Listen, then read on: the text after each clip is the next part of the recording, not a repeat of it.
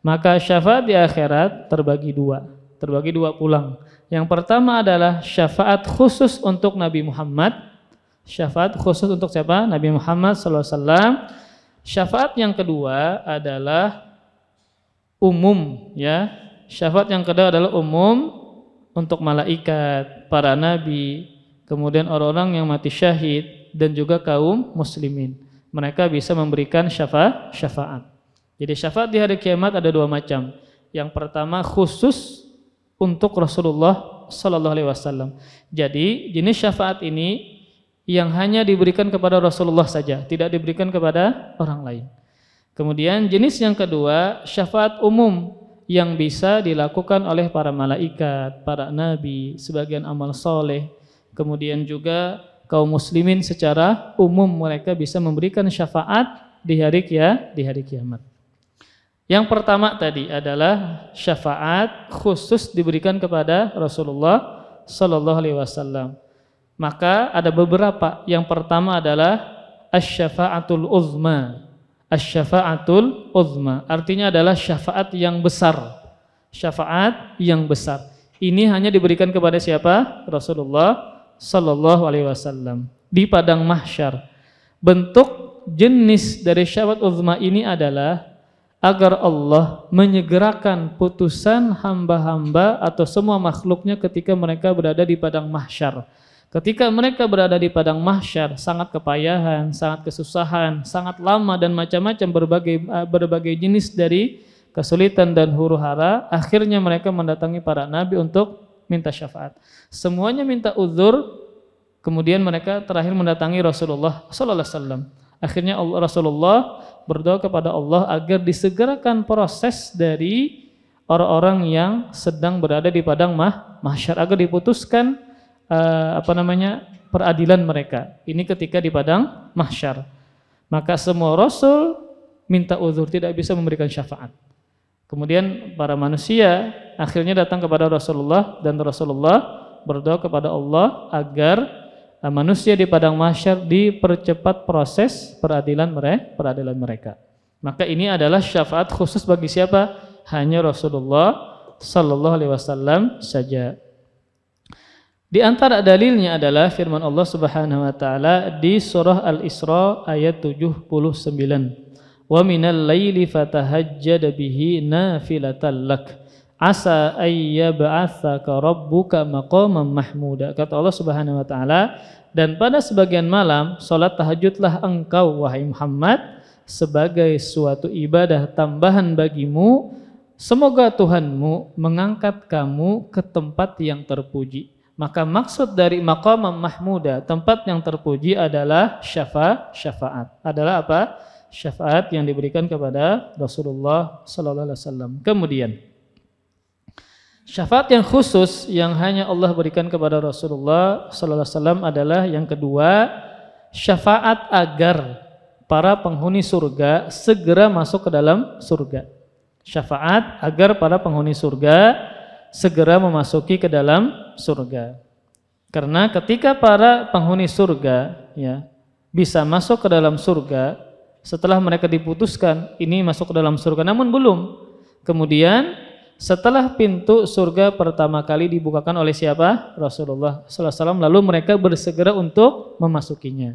Jadi syafaat agar mereka ini yang belum berada di dalam surga namun sudah diputuskan bersegera masuk ke dalam surganya Allah Subhanahu wa taala. Maka ini juga khusus Allah berikan kepada Rasulullah sallallahu alaihi wasallam. Kemudian syafaat yang khusus yang ketiga yang hanya Allah berikan kepada nabi kita adalah syafaat untuk pamannya Abu Thalib. Syafaat untuk pamannya Abu Thalib. Padahal Abu Thalib ini meninggal dunia dalam keadaan kafir, tidak beriman kepada Allah Subhanahu wa taala. Berarti kan ini menunjukkan bahwa secara umum orang yang tidak mentauhidkan Allah tidak bisa mendapatkan syafaat. Namun Allah khususkan untuk Rasulullah sallallahu alaihi wasallam sebagai bentuk kemuliaan kepada Nabi Muhammad, maka Rasulullah bisa memberikan syafaat kepada Abu Thalib. Tapi syafaatnya bukan dikeluarkan dari neraka, enggak, cuma diringankan saja. Namun walaupun jenis azab ini ringan, bukan berarti dia bisa enak-enakan, enggak. tetap dia mendapatkan azab yang begitu pedih, sekalipun dikatakan adalah azab yang paling ringan. Maka ketika Nabi Shallallahu Alaihi Wasallam ditanya tentang pamannya, ya, dia bertanya kepada Nabi Muhammad Shallallahu Alaihi Wasallam, hal nafa'ta Aba Talibin bi syai'in fa innahu kana yahutuka wa yaghdabu laka. Qala na'am huwa fi dahdahin min nar walaula ana lakana fid darkil asfali minan nar. Hadis ini sahih, dikeluarkan oleh Imam Muslim.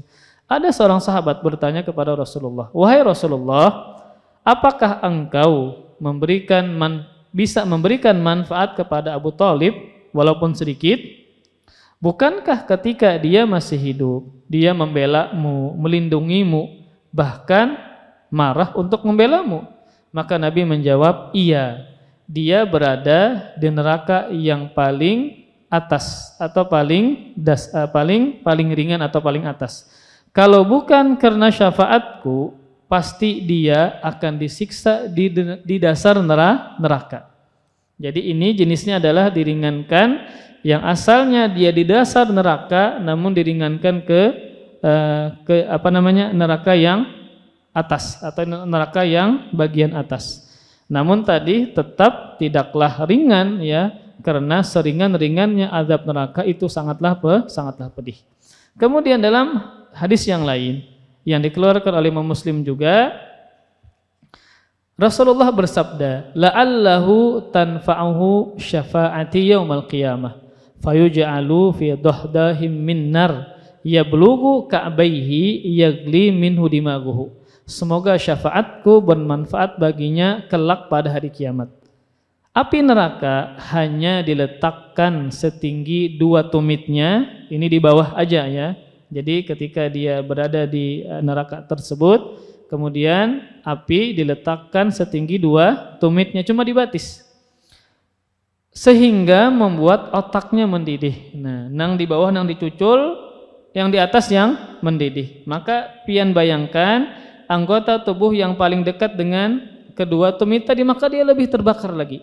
Jadi ketika yang api neraka ini menyentuh tumitnya, saking panasnya, nang paling atas dari anggota tubuhnya ikut mendidih. Nah, jadi kalau seandainya bukan kena syafaat Nabi, maka dia akan ditenggelamkan dengan api neraka. Jadi cuma sampai kepada 2 tumitnya. Namun ini begitu ganas kalau kita katakan. Kenapa demikian? Karena ketika menyentuh kedua tumitnya sampai otaknya mendidih.